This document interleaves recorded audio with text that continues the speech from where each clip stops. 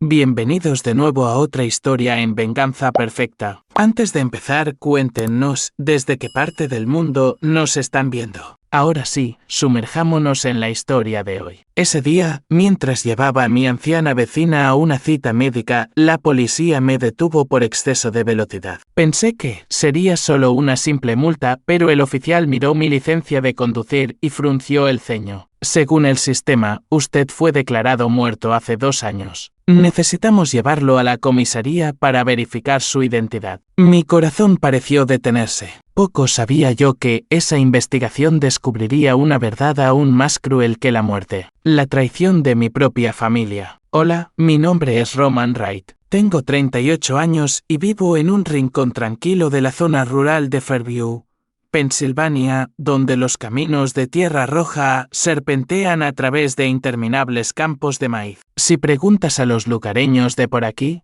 dirán que soy el hombre que ha pasado por una gran tragedia. No saben mucho sobre mí y prefiero que sea así. Mi vida ahora consiste en largos días trabajando en mi modesta granja donde cultivo maíz, crío algunas gallinas e intento mantener mi mente ocupada. Pero por la noche, cuando la parpadeante lámpara de aceite brilla sobre la mesa de madera, no puedo escapar de mi pasado. No siempre fui así. Hace 5 años yo era una persona diferente en un lugar diferente con una vida que una vez creí perfecta. Pero entonces, en un solo instante, todo se derrumbó. Y ahora estoy aquí, en Fairview. Este es un pueblo pequeño, donde todos se conocen pero no se entrometen demasiado. Las casas de madera están esparcidas entre los campos. Y cada mañana, el olor a hierba recién cortada se mezcla con el aroma de la tierra húmeda. Vine aquí hace 5 años después de vender todo de mi antigua vida. Mi empresa, mi casa, mis coches e incluso los sueños que solían mantenerme despierto por la noche. Ahora, vivo en una pequeña cabaña de madera con un techo de hojalata oxidado y ventanas que crujen con el viento. Me gusta la tranquilidad de aquí, aunque a veces se siente sofocante.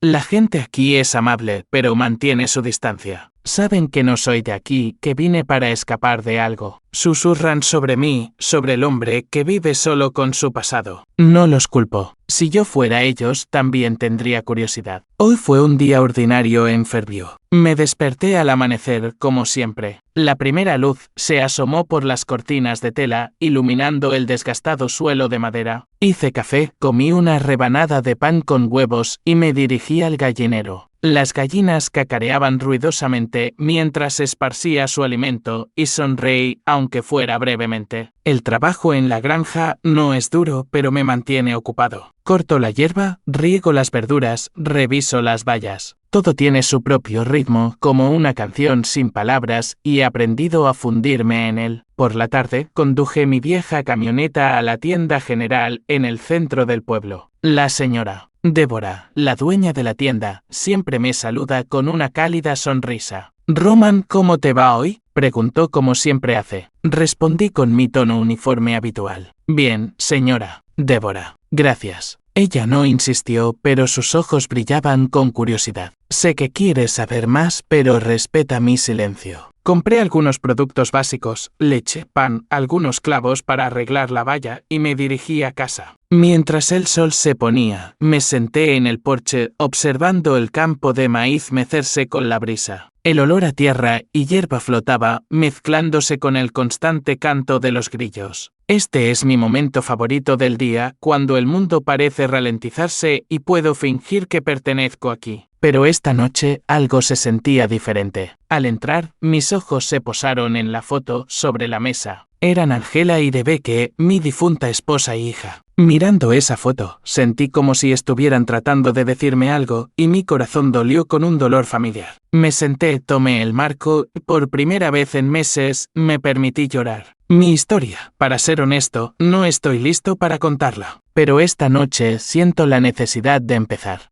Quizás porque estoy cansado de huir. Quizás porque por una vez quiero ser honesto conmigo mismo. Hace 5 años tenía 33 años y vivía en Orlando, Florida, en una impresionante casa de cristal con vistas a un lago resplandeciente. Era el CEO de Geays & Treval, una compañía de viajes que había construido desde cero. Mi empresa organizaba viajes por todo el mundo desde las playas de arena blanca de las Maldivas hasta los picos nevados de los Alpes. Forbes una vez me llamó la estrella en ascenso de la industria de viajes. Los amigos me admiraban, los colegas me respetaban y yo creía que estaba viviendo el sueño americano. Tenía un Porsche aparcado en el garaje, una colección de vinos caros y trajes italianos a medida. Pero por encima de todo, tenía a Angela, la esposa con la que cualquier hombre soñaría, y a Rebecca, nuestra hija de 4 años con una sonrisa tan brillante como el sol. Mi vida entonces era como una pintura perfecta, pero si mirabas de cerca, verías las grietas. El trabajo era el centro de mi mundo. Me despertaba a las 5 de la mañana,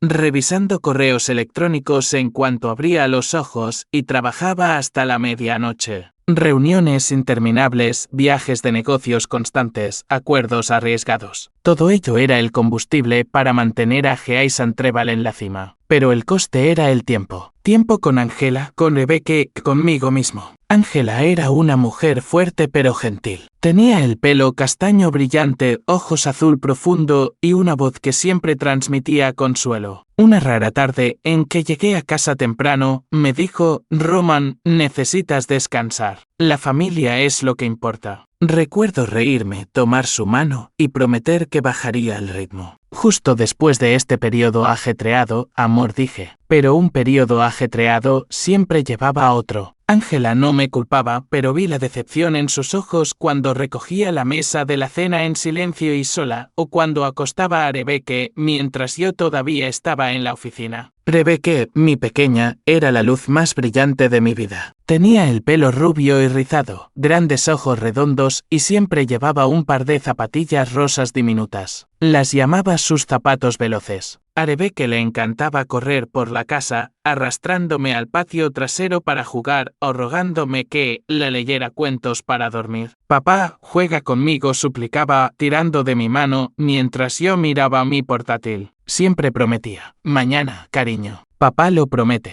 Pero el mañana rara vez llegaba. Pensé que tenía toda una vida para compensarlo. Estaba equivocado. La presión no solo venía del trabajo. Mis padres, Eugene y Marta, eran otra carga. Mi padre había sido dueño de un pequeño taller de reparación de coches en las afueras de Orlando, pero fracasó debido a su arrogancia y mala gestión. Estaba ahogado en deudas. Sin embargo, en lugar de admitirlo, siempre actuaba como si supiera más que nadie. Cada vez que nos veíamos, hablaba de sus días de gloria y luego me criticaba sutilmente, diciendo que yo tenía suerte en lugar de talento. Ten cuidado, Roman decía. Te crees la gran cosa, pero un error y todo se viene abajo. Mi madre, Marta, era lo contrario. Era una mujer vanidosa, obsesionada con mantener una imagen de sofisticación a pesar de la riqueza familiar desaparecida hace mucho tiempo. Compraba sin cesar vestidos, joyas, viajes para mantener las apariencias. Yo era quien pagaba esas facturas. Cada mes llamaba, su voz dulce pero calculadora. Roman, ¿puedes ayudar a tu madre? Solo unos pocos miles de dólares para cuidar de tu padre. Siempre enviaba el dinero, no porque quisiera, sino porque me sentía obligado. Eran mis padres, aunque a veces me preguntaba si realmente me veían como su hijo. La presión del trabajo, la familia y yo mismo seguía acumulándose. Gleason Treval estaba en su apogeo, pero la industria se estaba volviendo más despiadada. Los accionistas exigían constantemente mayores beneficios. Tenía que negociar con socios importantes, sopesar acuerdos arriesgados y evitar que la empresa fuera absorbida por competidores emergentes. Comencé a perder el sueño, dependiendo del café y las bebidas fuertes para superar los largos días. Angela se dio cuenta, pero yo lo minimicé.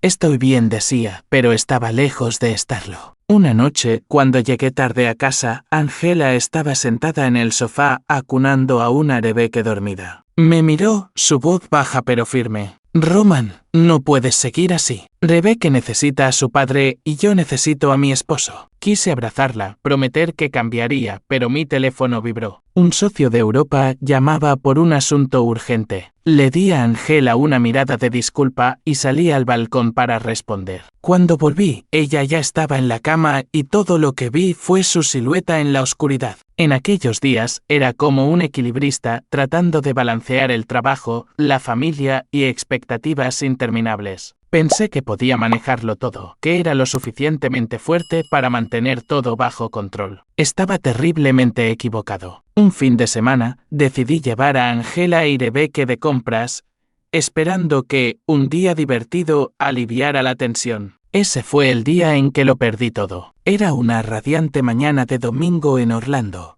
con la luz dorada del sol extendiéndose por las calles bordeadas de palmeras. Angela llevaba un vestido azul claro, su pelo castaño recogido en alto. Su sonrisa gentil parecía borrar todo mi agotamiento. Rebecca, mi pequeña, saltaba con sus zapatillas rosas favoritas, aferrando una muñeca que llamaba Princesa Gato. «Papá, hoy quiero un helado grande», dijo con voz cantarina, sus ojos brillando. Me reí, alborotando su cabello. «De acuerdo, princesa. Hoy papá te va a consentir». Angela me miró, sus ojos una mezcla de amor y preocupación. «Hoy no hay trabajo, ¿verdad, Roman?», preguntó, su voz suave pero directa. Levanté ambas manos, sonriendo ampliamente. «Ni teléfono, ni portátil. Hoy es solo para la familia». En ese momento, realmente creí que podía mantener esa promesa. Condujimos al centro comercial, mi todoterreno deslizándose suavemente por la autopista. Rebecca estaba sentada en la parte de atrás cantando una canción infantil,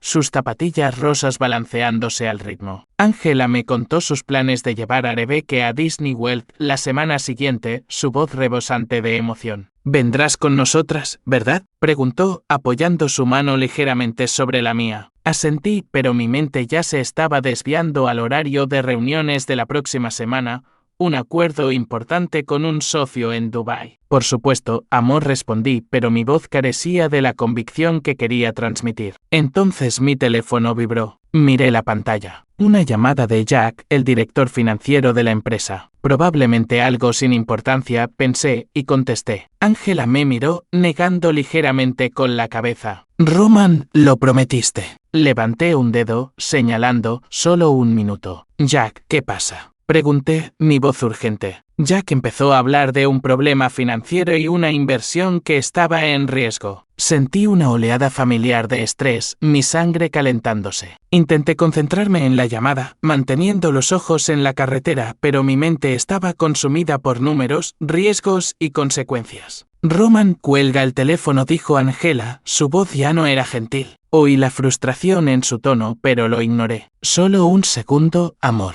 Esto es importante». Rebecca empezó a cantar más alto, en la parte de atrás, como si intentara recuperar mi atención. Me giré para sonreírle, todavía con el teléfono en la mano. «Solo un minuto más, cariño», dije. Un minuto. Eso fue todo lo que se necesitó para que todo se derrumbara. No vi el camión que venía de la intersección derecha. Apareció como una enorme sombra negra, moviéndose tan rápido que no tuve tiempo de reaccionar. Sonó una bocina. El grito de Angela de Roman se mezcló con el horrible sonido del metal retorciéndose. Nuestro coche giró, los cristales se hicieron añicos y sentí mi cuerpo lanzarse hacia adelante, el cinturón de seguridad clavándose en mi pecho. Por un momento todo se ralentizó. El grito de Angela, los ojos de pánico de Rebecca y luego la oscuridad. Cuando abrí los ojos, estaba acostado en una camilla, las luces intermitentes de los coches de policía y las ambulancias me desorientaban. Me dolía la cabeza, pero mi cuerpo solo tenía cortes y contusiones menores. Intenté sentarme, llamando a Angela, a Rebecca, pero un paramédico me detuvo. «Necesita quedarse quieto», dijo. Su voz era tranquila pero firme. No escuché. La aparté, tropezando para ponerme de pie, mis ojos escaneando la escena. Nuestro coche era un amasijo de hierros, el capó arrugado, las ventanas destrozadas, y entonces las vi. Angela yacía inmóvil en otra camilla, su rostro pálido, sus ojos cerrados. Rebecca, mi pequeña, estaba cubierta con una manta blanca, pero aún podía ver sus zapatillas rosas asomando por debajo. Un zapato se le había salido, yaciendo solo en el pavimento, junto a un charco de sangre. Grité, lanzándome hacia ellas, pero dos policías me sujetaron. «No, no puede», gritó uno, pero no lo oí. Me debatí, gritando sus nombres, hasta que mi cuerpo cedió y me desplomé en la carretera. La policía me dijo más tarde que el accidente fue culpa mía. No había estado prestando atención, no había visto el camión. El informe oficial decía, conductor distraído por el uso del teléfono. Angela y Rebecca murieron en el lugar. Yo sobreviví con solo heridas leves, pero sentí que también había muerto. El pequeño zapato de Rebecca, manchado de sangre y polvo, fue la última imagen que vi antes de desmayarme. Los días posteriores al accidente fueron una pesadilla interminable. Desperté en el hospital, mi cuerpo dolorido por cortes y contusiones, pero el dolor físico no era nada comparado con el entumecimiento de mi mente. Yacía allí, en una cama blanca y fría, mirando el techo a través de la neblina de las luces fluorescentes,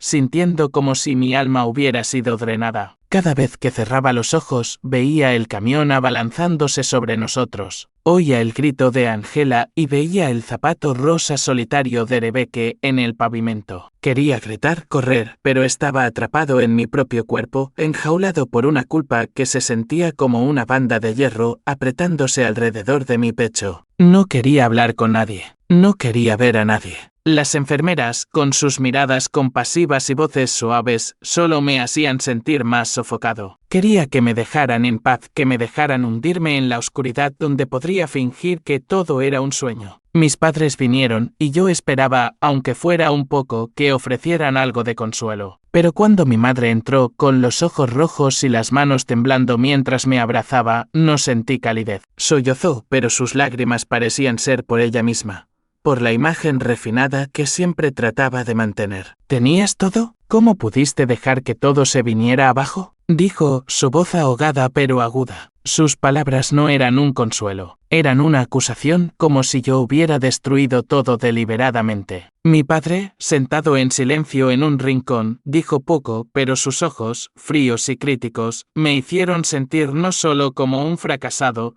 sino como un criminal. ¿Cómo pudiste hacer esto, Roman?, preguntó, su voz baja pero cortante. Me aparté, incapaz de responder porque no tenía palabras para justificarme. Por dentro quería gritar. Yo no quería esto. No quería perderlas. Pero permanecí en silencio, dejando que su culpa se mezclara con la voz interior que gritaba que yo era un asesino. El funeral de Angela y Rebecca tuvo lugar en un día lluvioso, el cielo gris llorando en mi lugar. Me paré frente a sus dos pequeños ataúdes, sintiendo como si mi corazón estuviera siendo desgarrado en pedazos afilados y dentados. El ataúd de Angela, adornado con flores blancas prístinas, era un recordatorio de su sonrisa gentil, de las veces que tomó mi mano y dijo que todo estaría bien. El ataúd de Rebecca, tan insoportablemente pequeño, me hizo querer derrumbarme. La imaginé todavía allí, con su pelo rubio rizado y sus zapatillas rosas, llamándome superpapá y rogando por un cuento para dormir. Pero se había ido, y yo, el que se suponía que debía protegerla, la había empujado a la oscuridad. Amigos, colegas y familiares vinieron, murmurando condolencias, pero no miré a nadie. Sus ojos, ya fuera llenos de piedad o de juicio, me hacían querer desaparecer. Solo me quedé allí, empapado por la lluvia, mis zapatos cubiertos de barro, mis manos temblorosas, aferrando una flor blanca que ni siquiera recordaba haber recogido. Quería disculparme, arrodillarme ante los ataúdes de Angela y Rebecca, gritar que las amaba más que a nada en el mundo. Pero las palabras se atascaron en mi garganta, ahogadas por una culpa que se retorcía como un cuchillo en mi corazón. Simplemente me quedé allí, dejando que la lluvia se mezclara con mis lágrimas, dejando que el dolor se filtrara en cada fibra de mi ser, preguntándome si alguna vez merecería el perdón. Esa noche, de vuelta en nuestra casa vacía, me senté en la sala de estar mirando las pertenencias de Angela y Rebecca. El vestido de Angela colgado en el armario, las zapatillas rosas de Rebecca en la estantería. Tomé uno de los zapatos, lo apreté contra mi pecho y lloré. Mis sollozos resonaron en la casa, ahora fría como una maldición que nunca terminaría. Sabía que no podía quedarme aquí más tiempo. Orlando, con todos sus glamour y recuerdos, se había convertido en una prisión. Tenía que irme, escapar, no del mundo, sino de mí mismo. En los días siguientes al funeral, era como un fantasma vagando por mi propia casa. Cada rincón llevaba rastros de Angela y Rebecca. El sofá donde Angela solía sentarse a leer. El cómic favorito de Rebecca abierto sobre la mesa. El tenue aroma del perfume de Angela persistiendo en el aire. No podía soportarlo. Cada objeto, cada sonido, cada rayo de luz que se filtraba por las ventanas se sentía como un cuchillo retorciéndose en mi pecho. Los medios de comunicación no me dejaban en paz. Sus titulares cortaban como cuchillas afiladas. CEO de Jason Trevally trágico accidente. Padre descuidado se cobra la vida de su familia. No los leí por completo, pero esas palabras se grabaron en mi mente como un veredicto que no necesitaba juez. Las miradas de quienes me rodeaban se convirtieron en una carga. Viejos amigos, colegas, incluso vecinos. Me miraban con una mezcla de piedad y juicio. Lo tenía todo, susurraban a mis espaldas. Míralo ahora. No los culpaba. Tenían razón. Lo tenía todo. Y lo perdí todo por un momento estúpido. Por una llamada telefónica que pensé que era más importante que las vidas de mi esposa y mi hija. Pero esa verdad no hacía el dolor más fácil. Solo me hacía querer desaparecer. Decidí vender la empresa. Jason Trevally, la creación en la que había invertido sudor y corazón, ahora era solo un recordatorio de lo que había sacrificado. Los accionistas protestaron, pero no me importó. Firmé los papeles, liquidé mis acciones, pagué las deudas de mis padres y usé el dinero restante para cortar todo lazo con mi pasado. La glamurosa casa de cristal junto al lago, el Porsche, la colección de vinos, todo fue vendido. No conservé nada, excepto un marco de fotos familiar y las zapatillas rosas de Rebecca. Eran los últimos fragmentos de mi antigua vida, fragmentos que no podía dejar ir, aunque me causaran dolor cada vez que los miraba. Elegí Fairview, Pensilvania, como mi refugio. Había llevado a clientes enteros aquí en mi juventud cuando Jason Trevally todavía era una idea incipiente. Recordaba los extensos campos de maíz, los polvorientos caminos de tierra roja y la gente sencilla del pueblo a la que poco le importaba la fama o la riqueza. Fairview, con su silencio y soledad, parecía el lugar perfecto para desaparecer. Alquilé una vieja cabaña de madera en las afueras del pueblo, con su techo de hojalata oxidado y sus ventanas que crujían con el viento. La casa era pequeña, apenas suficiente para una persona, pero para mí era un mundo entero. Un mundo donde podía esconderme de los ojos de los demás e incluso de los míos. En mis primeros días en Fairview, apenas salía de la casa. Me sentaba en la oscuridad con solo la parpadeante lámpara de aceite como compañía. No podía dormir. Cada vez que cerraba los ojos, veía el camión abalanzándose sobre nosotros, oía el grito de Angela. Me despertaba empapado en sudor, mi corazón latiendo como si fuera a estallar. Empecé a beber, no porque lo disfrutara, sino porque atenuaba las pesadillas, aunque solo fuera por unas horas. Pero ni siquiera el alcohol podía borrar la culpa. Me pregunté 100 veces si hubiera colgado el teléfono, si hubiera escuchado a Angela, si solo hubiera mirado la carretera, habrían sido diferentes las cosas. Mis padres llamaron un par de veces después del funeral. Mi madre lloró, ofreciendo palabras vacías de consuelo, mientras que mi padre fue más silencioso. Pero podía sentir la culpa en su voz. «Tienes que seguir adelante», Roman, dijo mi madre. Pero oí la impaciencia en su tono. Solo unos meses después, empezaron a pedir dinero de nuevo, como si mi tragedia fuera solo un inconveniente menor en sus vidas. «Estamos teniendo dificultades. ¿Puedes ayudarnos?», dijo mi madre, su voz tan dulce como siempre. Envié el dinero, no porque quisiera, sino porque ya no tenía fuerzas para discutir. Corté el contacto con casi todos, viejos amigos, colegas, parientes. No respondí sus llamadas, no abrí sus correos electrónicos. Quería aislarme, castigarme con la soledad. En Fairview, mantuve mis interacciones con los lugareños al mínimo. Eran amables, pero yo mantenía mi distancia. Tenía miedo de que, si los dejaba acercarse, verían a través de mí, verían al monstruo que mató a su familia. Trabajé en la pequeña parcela de tierra, detrás de la casa,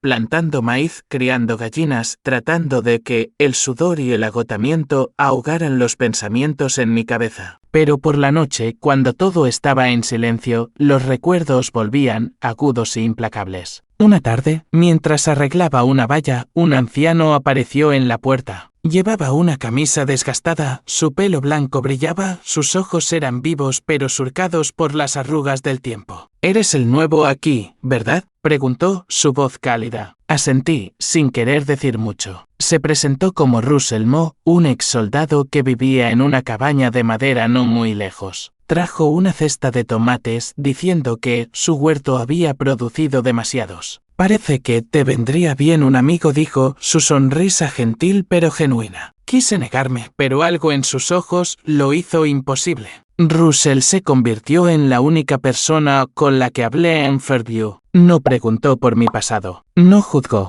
Compartió historias de su vida sobre la guerra, las cicatrices en su cuerpo y alma, la familia que lo abandonó después de que regresó de Vietnam. Vivía solo con un viejo perro llamado Rusty, cultivaba verduras, arreglaba cosas para los vecinos y escribía en un diario cada noche para evitar que su mente se rompiera. La guerra no me mató, dijo una vez, y tampoco lo hará el dolor. Todavía estás vivo, Roman, lo que significa que todavía tienes una oportunidad. Sus palabras fueron como una pequeña llama en la oscuridad. No creía que mereciera esa oportunidad, pero Russell no se rindió. Pasaba a menudo trayendo verduras o simplemente sentándose a tomar café y hablar del tiempo. Nunca me presionó para hablar de mi pasado, pero a veces me miraba con ojos que parecían entender. El dolor es parte de la vida, dijo una tarde mientras estábamos sentados en su porche viendo el atardecer. Pero si dejas que te defina, ya has perdido. Habían pasado 5 años en Fairview y estaba empezando a encontrar un nuevo ritmo de vida, aunque frágil. Mis días giraban en torno al cuidado de la granja,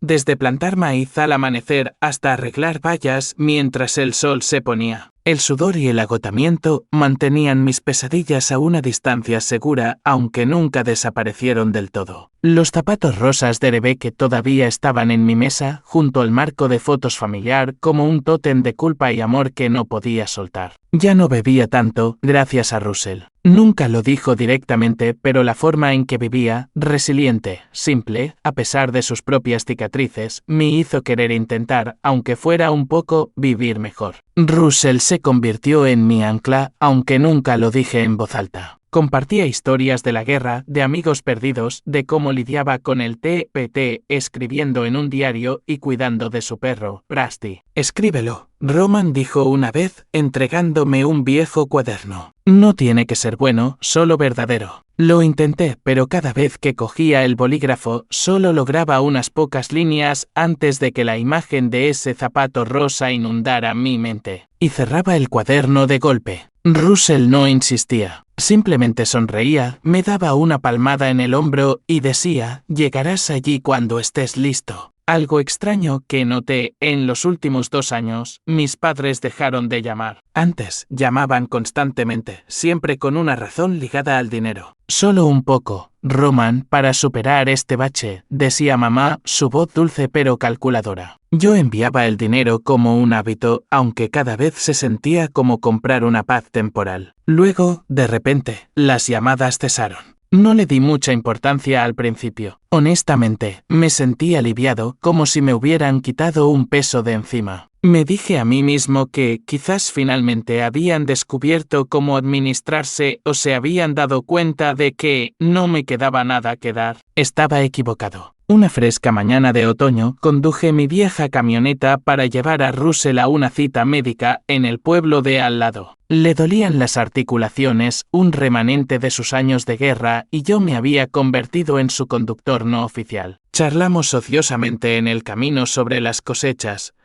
Rusty, y cómo debería volver a pintar la casa de madera antes del invierno. Aceleré un poco en la carretera vacía, sin pensarlo mucho, hasta que las luces intermitentes de la policía aparecieron en mi espejo retrovisor. Me detuve a un lado, suspirando. Probablemente por exceso de velocidad, le dije a Russell, tratando de sonar casual. Él se rió entre dientes. Cuidado, Roman. No dejes que te pongan una multa grande. El oficial, un hombre de mediana edad con cara severa, se acercó. Licencia y registro, dijo con voz plana. Se los entregué pensando que era solo una infracción menor, quizás unos cientos como mucho. Miró mi licencia, luego a mí y de nuevo a la licencia. Su rostro se tensó como si algo no estuviera bien. Espere aquí un momento, dijo, regresando a su coche patrulla con mi licencia en la mano. Un escalofrío recorrió mi espalda, aunque no sabía por qué. Russell me miró, frunciendo el ceño. ¿Pasa algo, Roman? No lo sé, respondí, pero mi corazón latía más rápido. El oficial regresó, ahora con un colega. Se pararon junto a mi camioneta hablando en voz baja. Luego, el primer oficial me miró con los ojos llenos de sospecha. «Roman, ¿verdad?», preguntó, su voz lenta y deliberada. Asentí, la inquietud creciendo. «¿Puedes salir del vehículo? Necesitamos hablar». Salí, mis piernas temblorosas, no por miedo a una multa, sino por algo en el tono del oficial que se sentía como el comienzo de una nueva pesadilla. Russell observaba desde la camioneta, su rostro grabado con preocupación. El oficial me llevó a unos pasos de distancia y dijo, su voz baja como si intentara mantener la calma, según nuestros registros, Roman Wright murió hace 2 años. Me quedé helado, como si alguien me hubiera dado un puñetazo en la cara. ¿Qué? Tartamudeé, mi voz quebrándose. ¿De qué está hablando? Estoy aquí mismo. El oficial me estudió, su expresión una mezcla de duda y confusión. Los registros muestran que fue declarado muerto. Certificado de defunción, firma del médico, todo legal. Necesita venir con nosotros a la comisaría para aclarar esto. Mi cabeza daba vueltas, el suelo bajo mis pies parecía desmoronarse. Miré hacia atrás a Russell, que estaba abriendo la puerta de la camioneta, saliendo con preocupación. ¿Qué está pasando, Roman?, preguntó, pero no pude responder. Solo negué con la cabeza, tratando de procesar lo que había oído. Muerto. ¿Cómo podía estar muerto si todavía respiraba, todavía vivía, aunque mi vida fuera solo una sombra de lo que solía ser? De camino a la comisaría, me senté en la parte trasera del coche patrulla, con las manos temblando. No me esposaron, pero me sentí como un criminal. Russell vino, sentado a mi lado, en silencio, pero colocando una mano en mi hombro como para decir que estaba allí. Mi mente se arremolinaba con 1000 preguntas. Un certificado de defunción. ¿Quién hizo esto y por qué? En la comisaría, la atmósfera era pesada, como una tormenta a punto de estallar. La pequeña y abarrotada sala de interrogatorios, con sus paredes grises y su fría mesa de metal, me hacía sentir sofocado. El inspector Miller, un hombre alto con cabello entrecano y ojos afilados como cuchillos,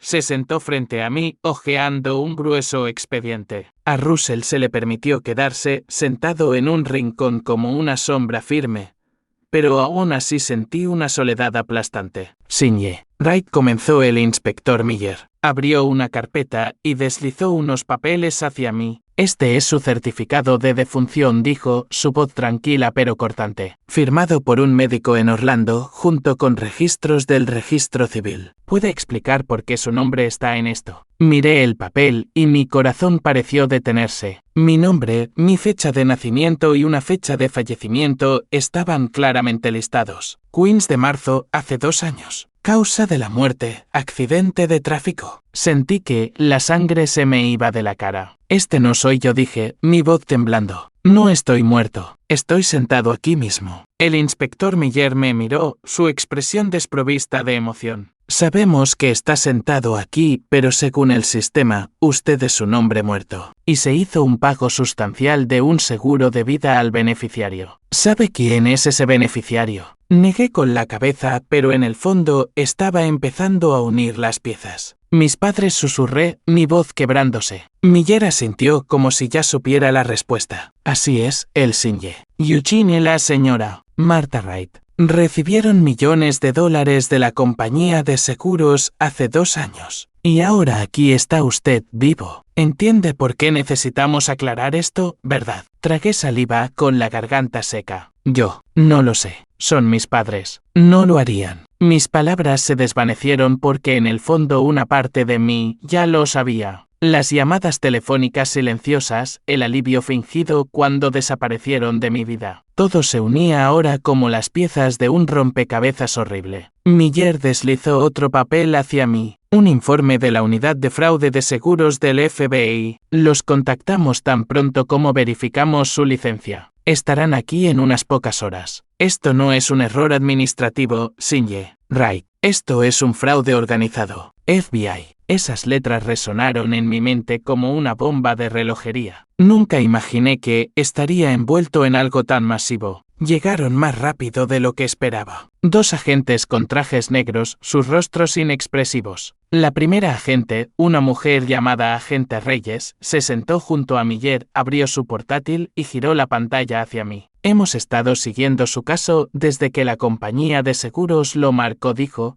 su voz fría pero profesional. Usted compró una gran póliza de seguro de vida justo antes del accidente. Beneficiarios, sus padres. 2 años después presentaron un certificado de defunción falso, celebraron un funeral de cremación privado y cobraron el pago. Tenemos pruebas. Miré la pantalla y mi corazón pareció detenerse de nuevo. Era una serie de transacciones bancarias. $3 millones transferidos a la cuenta de mis padres, luego retirados gradualmente. Parte se destinó a pagar deudas que yo había cubierto una vez, ahora liquidadas con mi propio dinero, aunque yo todavía estuviera vivo. El resto, una nueva casa en los suburbios de Orlando, un Mercedes de lujo, incluso un viaje a Europa. Lo reconocí de inmediato. Eran las cosas con las que mis padres siempre habían soñado, las cosas que me exigían con su tono de solo para mantener las apariencias. Ahora las habían comprado con mi muerte. Esta es la firma del médico de su familia, continuó Reyes, señalando un documento escaneado. El Drake Arlon, quien lo trató después del accidente, firmó que usted murió de complicaciones internas, pero sus registros médicos muestran que solo tuvo cortes menores. Y la funeraria, Etenalrest, donde se celebró el funeral de su esposa e hija, presentaron un informe de cremación privada sin cuerpo, sin cenizas, sin testigos excepto sus padres. Negué con la cabeza, lágrimas calientes brotando de mis ojos. De ninguna manera. Ellos son mis padres. Después del accidente, vinieron al hospital. Lloraron. Pero mientras hablaba, recordé sus ojos. No un duelo genuino, sino cálculo. Mi padre, con su crítica arrogante, siempre tratando mi éxito como una deuda que se le debía. Mi madre, con sus interminables facturas de compras, siempre viéndome como un cajero automático viviente. Reyes hizo una pausa, mirándome con un toque de piedad. Lo que más odiaba. Entendemos que esto es difícil, pero la evidencia no miente. Hemos estado monitoreando sus cuentas. Dejaron de contactarlo hace 2 años, justo cuando recibieron el dinero. No porque estuvieran de luto, signé Wright, sino porque pensaban que se había ido para siempre. Ahora que ha reaparecido, tendrán que enfrentar las consecuencias. Me senté en la sala de espera temporal de la comisaría, con Russell a mi lado, mientras le contaba todo. Escuchó sin juzgar, solo asintiendo lentamente. La familia no siempre es de sangre, Roman dijo, su voz cálida como las noches que nos sentábamos junto a la fogata. A veces son las personas que eligen estar a tu lado cuando llega la oscuridad. Sus palabras fueron como una medicina, pero el dolor todavía me desgarraba. Llamé a mis padres por primera vez en 2 años, y la voz de mi madre llegó primero, sorprendida, luego en pánico. ¿Roman? ¿Estás vivo? Oh, Dios mío, pensamos. Mi padre le arrebató el teléfono, su voz rígida. No digas nada, arreglaremos esto. Pero yo sabía que no quedaba nada que arreglar. La traición estaba al descubierto, cruda y cruel. La amargura alcanzó su punto máximo esa noche mientras yacía en un sofá en la comisaría,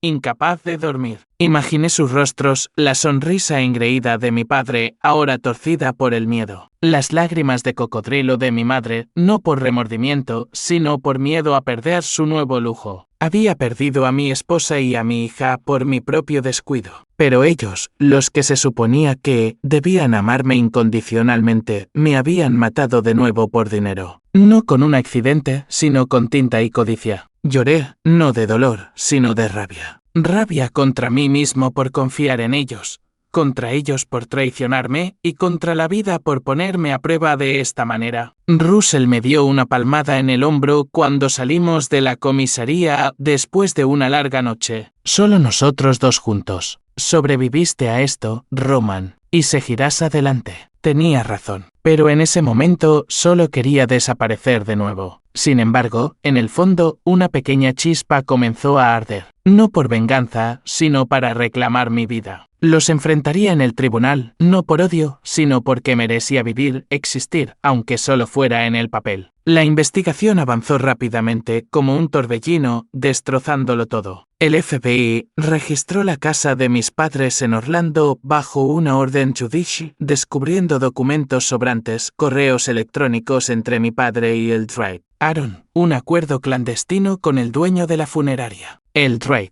Aaron, un anciano en quien una vez confié, había vendido su integridad por unos pocos miles. Confesó rápidamente, su voz temblando por teléfono. Dijeron que te habías quitado la vida después del accidente. Necesitaban dinero para un entierro adecuado. Yo me equivoqué. La funeraria fue más reservada, pero las imágenes de las cámaras de seguridad revelaron que habían organizado un funeral con un ataúd vacío y solo 2 asistentes, mis padres. En los días siguientes, el FBI profundizó entrevistando a mis antiguos amigos y revisando historiales financieros. Descubrieron más. Mi padre había usado parte del dinero para pagar deudas secretas de juego, mientras que mi madre compraba joyas y organizaba fiestas lujosas como si viviera en un sueño. Cada nuevo detalle era otra puñalada, pero también traía claridad. No eran víctimas de las circunstancias. Eran personas que eligieron un camino torcido. Cuando llegó el día de los arrestos, Reyes me llamó. Han sido detenidos, ciñe.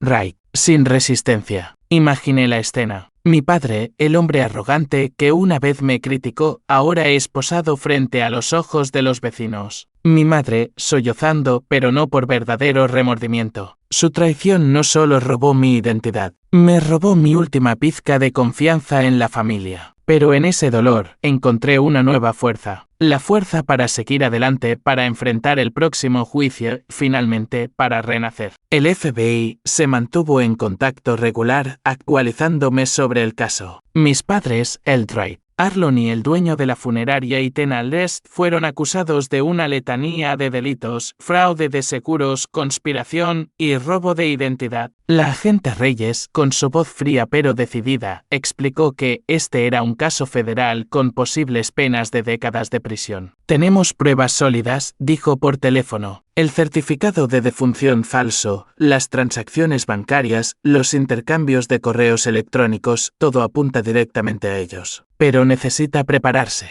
El juicio no será fácil, especialmente cuando tenga que enfrentarlos. Las semanas previas al juicio fueron un torbellino emocional. Regresé a la cabaña en Fairview, pero ya no se sentía como un santuario. Cada rincón de la casa, cada campo de maíz parecía recordarme la traición. Escribí más en mi diario, como Russell me había enseñado, tratando de unir los fragmentos de mi mente. Hoy me doy cuenta de que la familia no siempre es de sangre, escribí, mi mano temblando mientras el bolígrafo se movía sobre el papel. La familia son las personas que eligen estar a tu lado incluso cuando no te queda nada. El día del juicio llegó y el cielo estaba gris por la lluvia, como si los cielos lloraran en mi lugar. El juzgado de Orlando era un edificio frío con largos pasillos y el eco de los zapatos sobre los suelos de mármol. Llevaba un traje viejo, lo único que quedaba de mi vida anterior, pero ya no me quedaba bien. Mis hombros eran más delgados. Mi cuerpo, cambiado por años de trabajo en Fairview. Russell se sentó a mi lado en la sala del tribunal,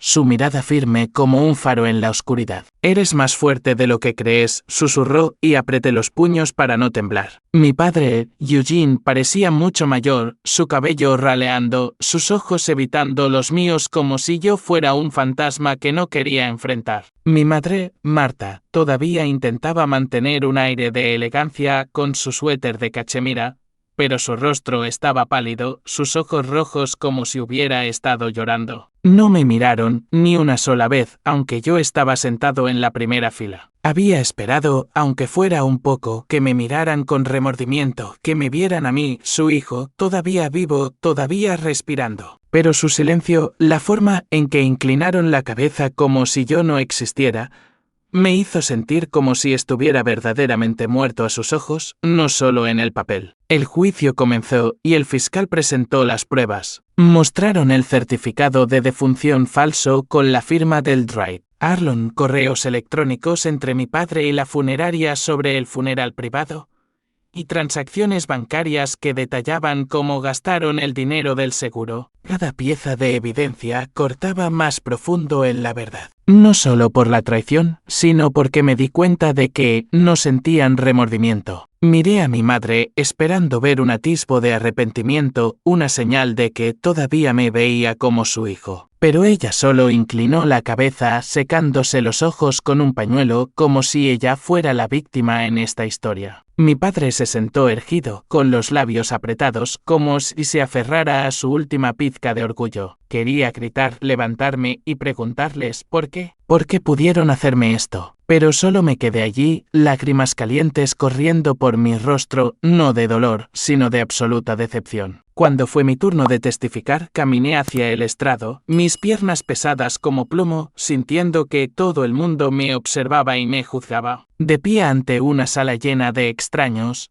me sentí expuesto, como si cada cicatriz de mi alma estuviera al descubierto. El fiscal me preguntó sobre mi vida después del accidente, por qué dejé Orlando y por qué mis padres dejaron de contactarme. Hablé, mi voz temblorosa pero clara, sobre mis años en Fairview, sobre cómo intenté reconstruir mi vida de las cenizas y sobre el dolor de perder a Angela y Rebecca. Pero cuando miré a mis padres, mis emociones se desbordaron. Los apoyé durante años, dije, mi voz ahogada, las lágrimas corriendo incontrolablemente. Hice todo lo posible por ayudarlos, incluso cuando lo perdí todo, mi esposa, mi hija. Pero ustedes me declararon muerto. Eligieron el dinero por encima de su propio hijo. Mi padre finalmente me miró, pero sus ojos no contenían remordimiento. Necesitábamos el dinero, Roman dijo, su voz fría, como si estuviera explicando un negocio. Te habías ido, eras inútil. Pensé que lo entenderías. Sus palabras golpearon como un puñetazo, no solo en mi cara, sino en mi corazón. Mi madre sollozó, pero sus palabras fueron aún más crueles. Al menos el dinero no se desperdició. Vivimos mejor, Roman. No puedes verlo. Me aparté, no queriendo que me vieran derrumbarme. Mis lágrimas cayeron, pero no de dolor, sino de rabia, de la aplastante decepción de darme cuenta de que nunca fui realmente su hijo. Solo fui una herramienta. Y cuando esa herramienta perdió su valor, estuvieron listos para desecharla. Mi corazón se sintió desgarrado de nuevo. No porque los perdí, sino porque perdí la última pizca de fe en lo que una vez llamé familia. El fiscal terminó de interrogar, pero no recuerdo cómo volví a mi asiento. Russell me apretó la mano, sin decir nada, pero su presencia fue suficiente para evitar que me derrumbara. El veredicto llegó al final de la semana. Mi padre recibió 12 años de prisión, mi madre 10 por fraude de seguros y conspiración. El Drake. Arlon perdió su licencia médica y fue sentenciado a 7 años. La funeraria Eternal Rest fue cerrada y su dueño recibió 5 años por complicidad. Mientras se leían las sentencias, mis padres no me miraron. Simplemente inclinaron la cabeza, llevados esposados, y sentí un extraño vacío. Se había hecho justicia, pero no trajo de vuelta a Angela y Rebecca. No borró el dolor de la traición. Después del juicio, me enfrenté a un largo viaje para restaurar mi identidad legal. El FBI me ayudó a obtener un nuevo número de seguro social,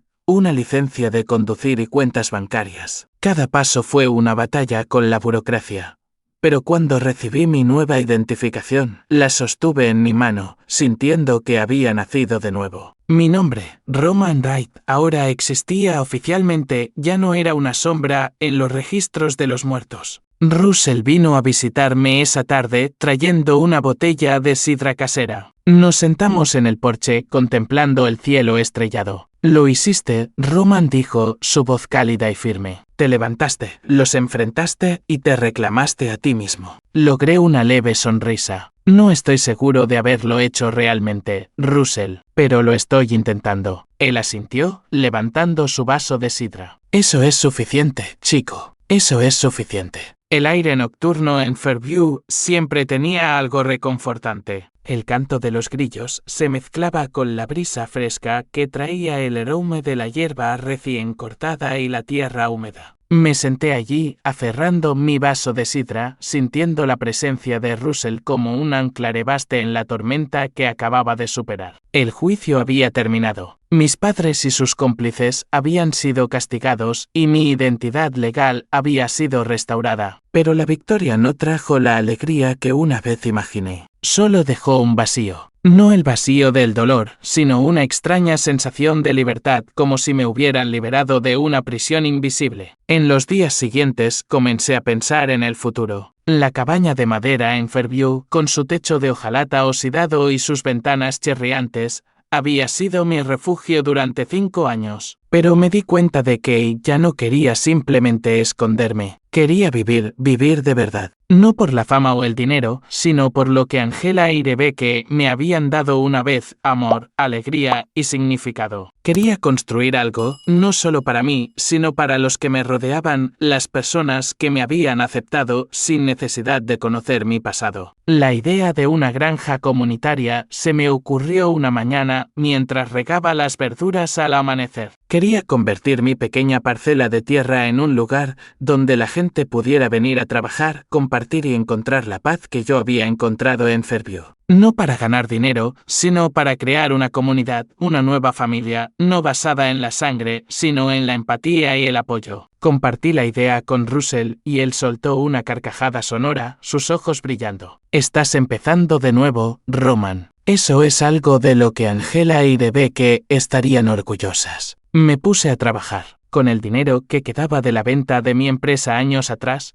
compré más tierra, arreglé el granero y construí una pequeña área con mesas y sillas de madera para que la gente se reuniera. La llamé Granja Pacífica, un nombre que sonaba un poco cursi, pero que para mí tenía un profundo significado. Contraté a algunos lugareños para que me ayudaran y vinieron con un entusiasmo que no había esperado. La señora Débora de la tienda general trajo frascos de mermelada casera para vender y el Sinye Joe, de más abajo en el camino, contribuyó con un viejo remolque para transportar productos. Lenta pero seguramente, la granja se convirtió en parte de Fairview, un lugar donde la gente no solo venía a comprar verduras, sino a hablar, reír y compartir historias cotidianas. Colgué una foto enmarcada de Angela y Rebecca en un rincón prominente del edificio principal de la granja. Cada mañana, al abrir las puertas, las miraba y susurraba: lo estoy intentando, mi amor. Lo estoy intentando, cariño. La imagen de los zapatos rosas de Rebecca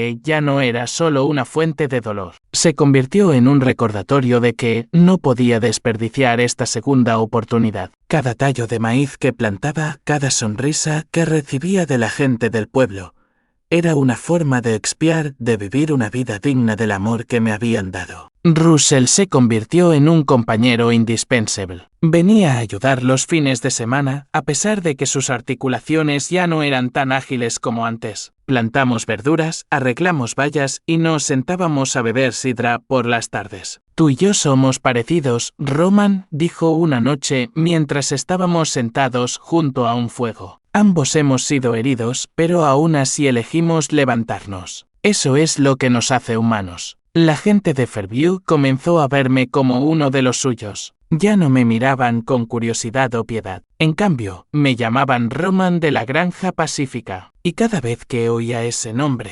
sentía que empezaba a pertenecer. Una tarde, mientras ayudaba a la señora Débora a colocar frascos de mermelada en un estante, ella tomó mi mano y dijo: «¿Has traído algo especial a este pueblo, Roman?» «Gracias». Solo sonreí sin saber cómo responder. Pero por dentro sentí una aceptación que no había conocido desde que dejé Orlando. La vida en la granja no siempre fue fácil. Hubo días de lluvia y viento que arruinaron las cosechas. Noches en las que me quedé despierto, atormentado por los recuerdos de Angela y Rebecca. Pero ya no huía del dolor. Aprendí a enfrentarlo, a dejar que se convirtiera en parte de mí, pero no en la totalidad de quien soy. Russell me enseñó que la vida no se trata de borrar el pasado, sino de aprender a vivir con él y convertirlo en una fuerza impulsora para seguir adelante. Seguí el consejo de Russell, reflexionando sobre mi viaje desde los días gloriosos en Orlando, pasando por el borde de la tragedia, hasta los años de exilio autoimpuesto en Fairview. Y ahora, un nuevo comienzo. Lo había perdido todo, no solo una, sino 2 veces. Primero a Angela y Rebecca por mi propio error.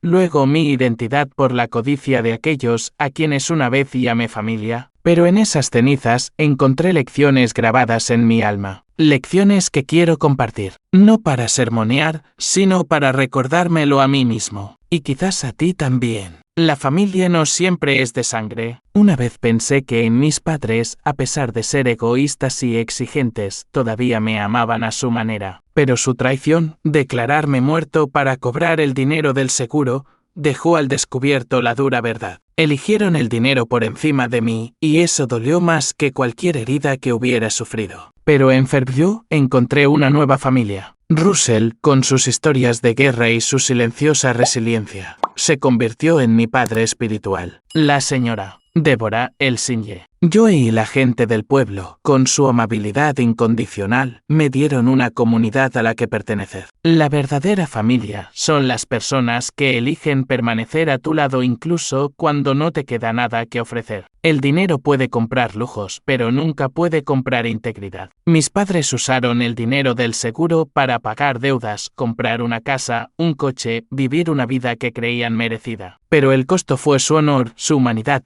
y, en última instancia, su propia libertad. Yo una vez me había dejado llevar por el mundo del dinero y la fama, pensando que traerían la felicidad. Pero cuando perdí a Angela y Rebecca, me di cuenta de que ninguna cantidad de dinero, ninguna fama, podría reemplazar el amor y la presencia de los seres queridos. La vida realmente comienza solo cuando enfrentas la verdad, por dolorosa que sea. Huí de Orlando, de las miradas compasivas y los susurros acusadores, pensando que el aislamiento me ayudaría a olvidar. Pero la verdad nunca desaparece. Espera, paciente e implacable, hasta que tienes el coraje de confrontarla. Cuando estuve en el tribunal mirando a mis padres y escuchándolos justificar su traición, me di cuenta de que vivir en mentiras puede ser más fácil, pero nunca trae paz. Solo cuando acepté el pasado, mis errores, mis pecados y su traición, encontré el camino para seguir adelante. No cambies el amor y la presencia familiar por el trabajo o el dinero. Si hubiera escuchado a Angela, si hubiera colgado el teléfono ese día, quizás todavía la tendría a ella y a Rebecca conmigo. Un momento de descuido se lo llevó todo, y viviré con ese dolor hasta mi último aliento. Una vez pensé que el trabajo era el centro del mundo, que el éxito me definiría. Pero el éxito no te abraza cuando lloras. No te toma de la mano cuando tienes miedo. No se ríe contigo bajo el sol. Solo la familia hace eso. Y aprendí esta lección al precio más alto. Ten cuidado con la codicia incluso de las personas más cercanas. Cuando se trata de dinero y posesiones, la naturaleza humana puede revelarse de formas que nunca esperas. Mis padres, a quienes una vez pensé que siempre me protegerían, eligieron el dinero por encima de su hijo. No eran monstruos, eran simplemente humanos, débiles y fácilmente tentados. Pero esa verdad no aligera el dolor. Solo me enseña que la confianza, incluso en la sangre, debe medirse. Y sobre todo, si todavía respiras, todavía tienes una oportunidad. Russell me dijo esto, y lo escuché, aunque me llevó años creerlo. Perdí a mi esposa y a mi hija. Perdí mi reputación, perdí incluso mi identidad legal. Hubo noches en que pensé que no podría seguir, que la muerte sería más fácil. Pero cada mañana, mientras el sol salía sobre los campos de maíz, encontraba una razón para levantarme. La oportunidad no se trata de reclamar lo perdido, sino de construir algo nuevo. Una vida imperfecta, pero que vale la pena vivir. Una tarde, mientras cerraba la granja pacífica, me paré en silencio frente a la foto enmarcada de Angela y Rebecca. El atardecer se filtraba por la ventana, iluminando sus sonrisas, y sentí que mi corazón se aligeraba. Ya no era el Roman Wright de Orlando, el hombre con grandes sueños y errores aún más grandes. Era Roman de Fairview, el hombre que aprende a vivir de nuevo día a día, momento a momento. Les susurré, mi voz temblorosa pero resuelta, lo perdí todo, pero también me encontré a mí mismo de nuevo. Russell entró, llevando una cesta de tomates frescos de su huerto. ¿Hablando con ellas de nuevo? Preguntó con una sonrisa amable. Asentí, devolviéndole la sonrisa. Ellas son mi luz, Russell. ¿Y tú también? Se rió con ganas, dándome una palmada en el hombro. Bueno, entonces eso es bueno. Ahora ve a buscar más sidra. Esta noche celebramos. Hice lo que dijo, y mientras nos sentábamos bajo el cielo estrellado, sentí una paz profunda. La granja pacífica, Fairview, Russell y toda la gente sencilla de alrededor. Eran mi nueva familia, la prueba de que la vida, por dolorosa que sea, todavía vale la pena vivirla. Lo había perdido todo, pero también había encontrado un nuevo camino. Y mientras respire, seguiré caminándolo, llevando el amor de Angela y Rebecca y el recordatorio de que, no importa cuán espesa sea la oscuridad, la luz siempre está ahí, esperando que la encuentre. Siento una profunda gratitud por su compañía en esta travesía. Si se han sentido identificados con mi relato, les extiendo una cálida invitación a formar parte de esta comunidad suscribiéndose. Continúen siempre en la búsqueda de su propia luz. Nuestro reencuentro será muy pronto.